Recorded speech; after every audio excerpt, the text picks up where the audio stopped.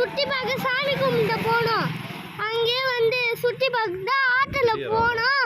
ஒரு அண்ணன் மீன் பிடிச்சிருந்தாங்க. மீன் கடிக்கல, பெரிய கடிச்சிது. யாராவது பாருங்க ஃப்ரெண்ட்ஸ், அந்த கண்ணில் லைட் எரியுது. வாங்க பார்ப்போம்.